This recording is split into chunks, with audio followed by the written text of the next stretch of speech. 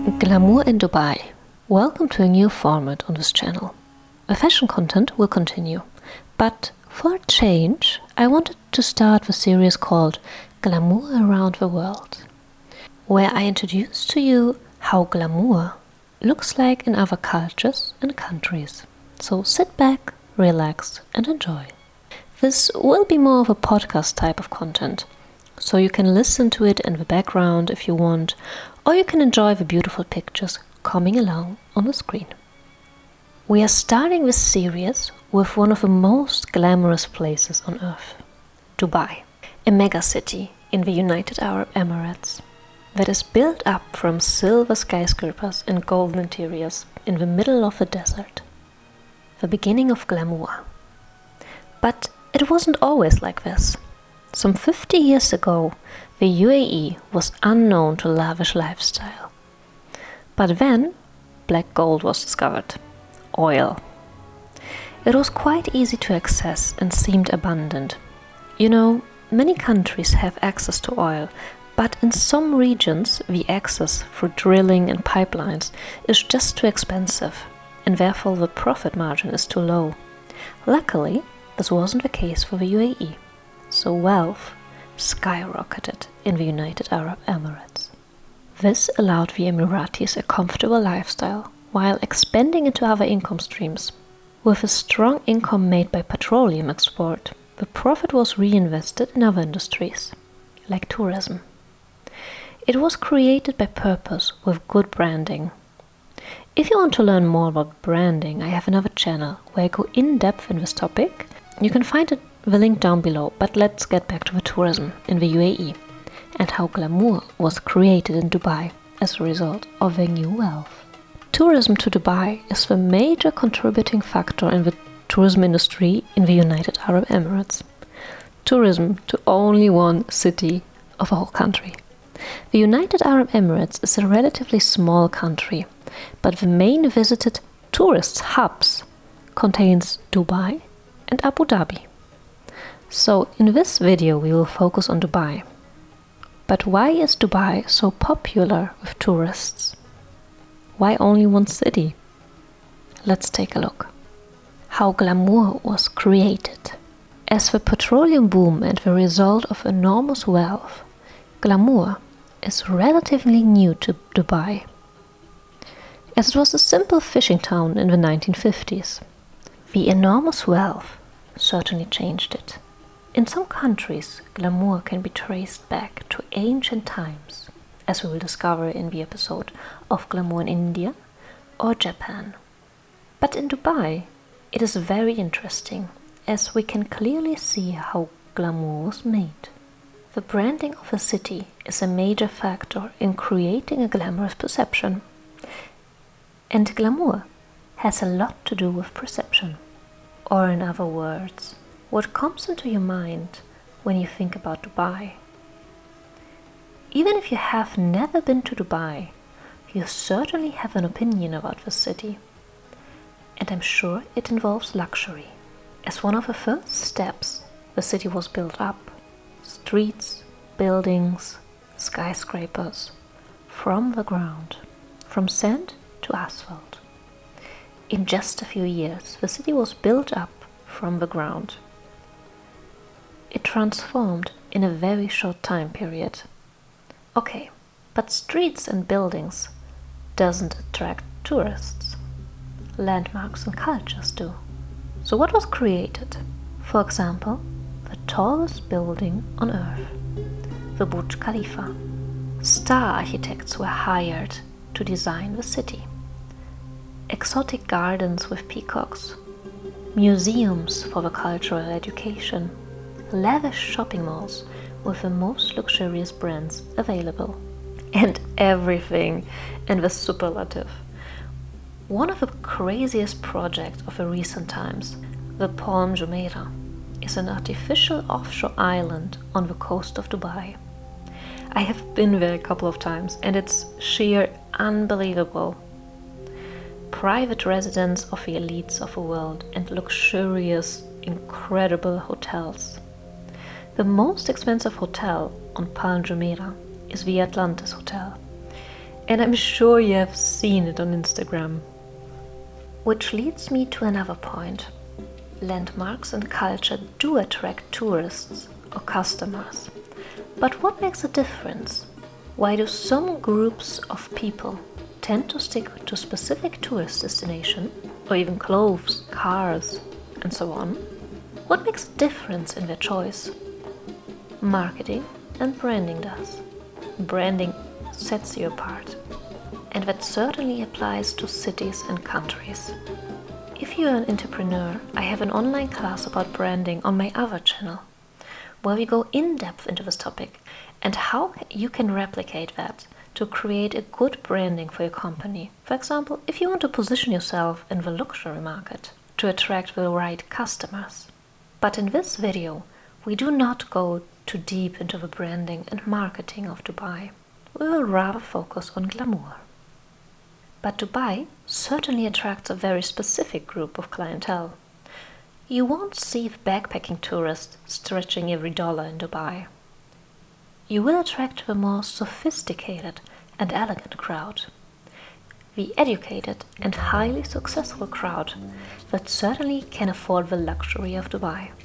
So, let's analyze the crowd. The glamorous crowd in Dubai. What is important to the crowd in Dubai? How do they look like? What are they wearing? How do they behave?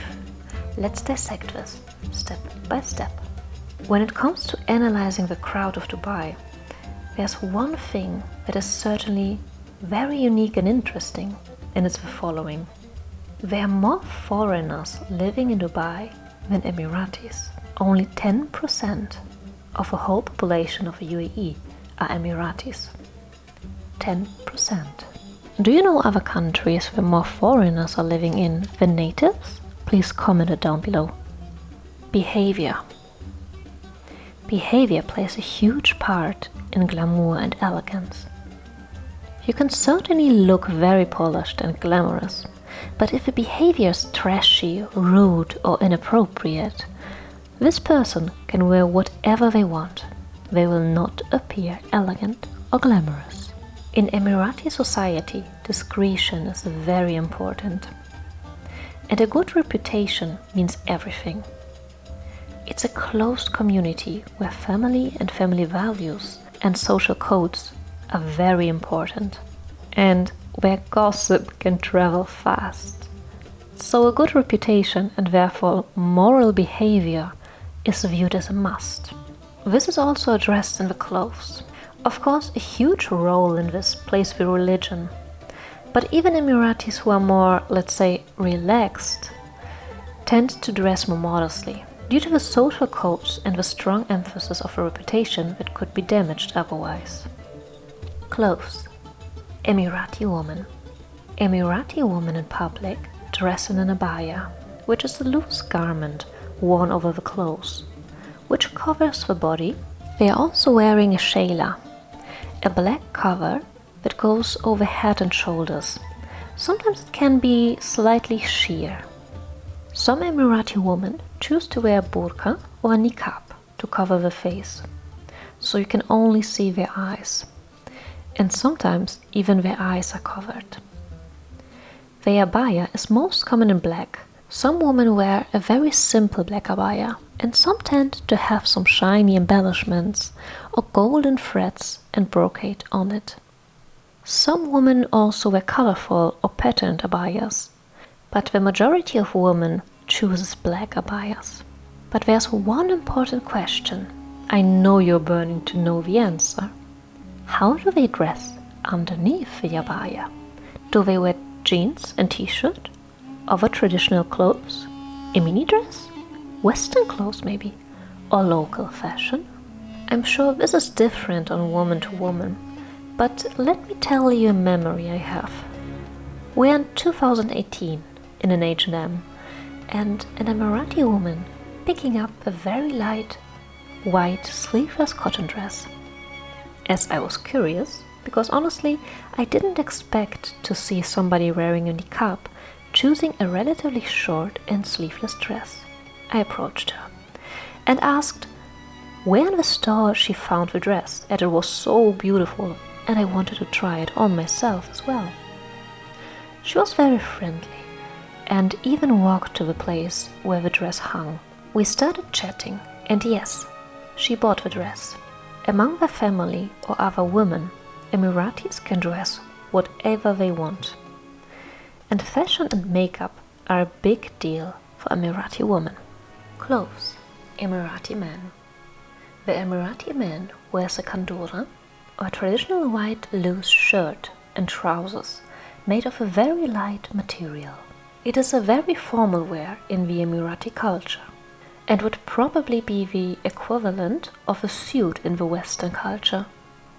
Headwear. Men. There are two different types of headwear in the United Arab Emirates. The hamdanya, I'm sorry if I'm pronouncing it horribly wrong, but the hamdanya, which is wrapped around the head, is a very casual wear. Compared to the West, this would probably be a baseball cap. The hamdanya is mostly worn by younger Emiratis. Adults prefer the more formal headwear, called the gutra. This is a completely white or red and white patterned material, which is fixed with a cord called agal. Nowadays, the color of a man's headscarf doesn't have any meaning, but a few decades ago, only government officials were allowed to wear the red and white patterned headscarves, while citizens only wore the white headscarves. Today it's just a preference of color, and equivalent to choosing a blue or a red shirt in the West. Clothes, foreigners. Despite our opinion, there's no official dress code in Dubai. Technically, you can wear whatever you want, but due to religious reasons of a region, it is advised to dress more modestly. That doesn't mean that you have to cover completely, but instead of some mini hot pants, it's better to choose to wear some midi or maxi dresses or skirts that cover your knees, no deep décolletage. I would not wear crop tops, and have maybe a scarf or a kimono with you, just in case you need to cover your shoulders. I never had a problem walking around Dubai, and I rarely covered my shoulders. But I wore midi, that are dresses covering the knees, or maxi dresses. Maxi dresses are going until your feet, so floor length. This dressing doesn't apply to mosques. There, of course, is a very, very strict dress code. But in general, in the streets of Dubai, it's more relaxed. You will see many signs on the entrances of malls or public places to dress more modestly or appropriate, with pictures that promote not to wear anything skin-tight, sleeveless, spaghetti tops, shorts, and so on. But to be honest, nothing won't happen to you if you dress more casual, and you will spot a lot of tourists in shorts or miniskirts. The city Dubai is very relaxed, but the United Arab Emirates is still a very religious country. So I personally would choose a more modest look that wouldn't drive too much attention. Speaking about attention, where does the Emirati put the most attention regarding makeup? Makeup. Emirati women are heavy on makeup. Dark, colorful and expressive, with very long lashes. If you can see her face, you will definitely notice the strong and dramatic attention on the eye looks, which are very common throughout the whole Middle East. They love winged or cat eyeliner, smoky eyes and strong and perfectly shaped eyebrows. Let me give you a small spoiler on one of the next episodes. This eye look is quite the opposite of a majority of women in Germany regarding makeup. Also, perfume is used abundantly in Dubai. Mostly strong and heavy scents are preferred. Bags and status symbols. In many cultures, a luxury bag is an important status symbol of a woman. That certainly is true for Dubai and the UAE.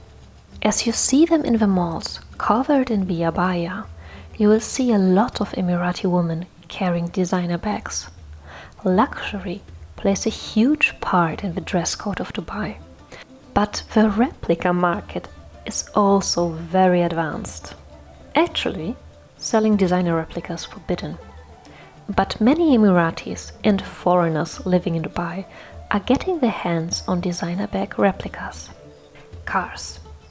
You will see a lot of luxury cars like Ferraris or Lamborghinis in Dubai. And a lot of Hondas. Japanese cars are high up on the favorite list among Emiratis because of a very reliable air conditioning. No joke. Glamour, living in Dubai. If you're in the heart of Dubai, you're surrounded by glamour. Exquisite and fine dining, landmarks, beautiful skylines and architecture. Dubai is a very modern city. As it is such a newly constructed place, it sometimes can feel artificial, but it also has a variety to offer. Districts with an ancient flair, like the Dubai Creek, where you can find traditional souks. Dubai certainly has its problems, as it was rebuilt so fast, but New Age glamour is very easy to find. If you liked this episode, Glamour in Dubai, subscribe to this channel and turn on the notification so you won't miss the whole series Glamour Around the World, with the next episode coming next week. What do you think about Glamour in Dubai? Have you been to Dubai or do you want to visit it? What do you think about glamour? What is your perception of Dubai? Let me know in the comments. Thank you very much for watching. Bye!